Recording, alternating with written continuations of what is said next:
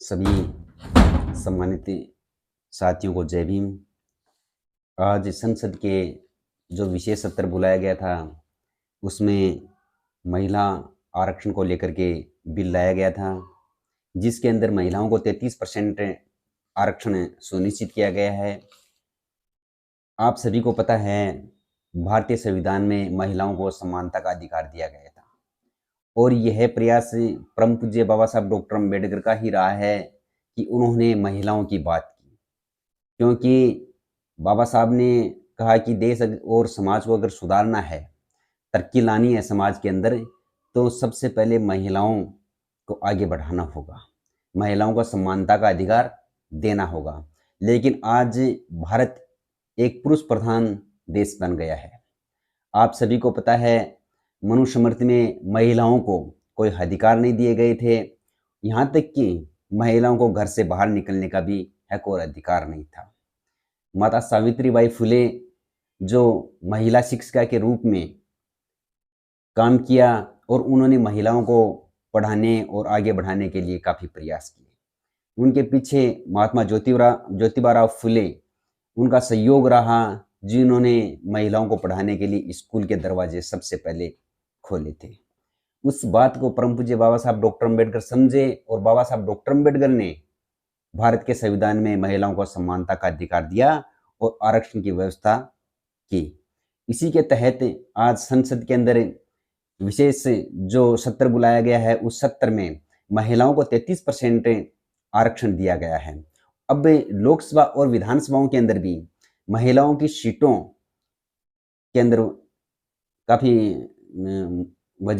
सुधार होगा,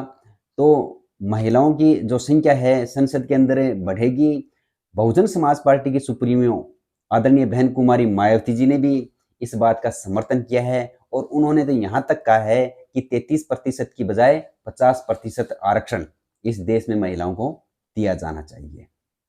क्योंकि समाज की दिशा और दशा को सुधारने के लिए महिलाओं को आगे बढ़ाना बहुत ही जरूरी है। आज आप सभी को पता है बहन कुमारी मायावती जी ने प्रेस कॉन्फ्रेंस के माध्यम से कहा है कि हमारी पार्टी इस बिल का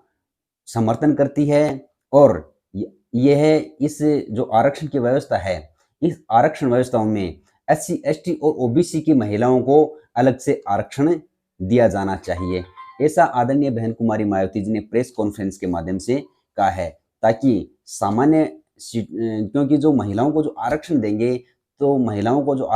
तो सामान्य वर्ग के लोग ही ज़्यादा उनको फायदा होगा और SC ST और OBC के लोगों को जो महिलाएं हैं उनको फायदा नहीं होगा। इसलिए बहन कुमारी मायावती जी ने प्रेस कॉन्फ्रेंस के माध्यम से ये बताया है कि SC ST OBC की महिलाओं को अलग से आरक्षण कोटा उनका निर्धारित किया जाए, ताकि SC ST OBC की महिलाओं को भी समानता का अधिकार मिल सके। क्योंकि आप सभी को पता है आज चुनाव होते हैं तो सिर्फ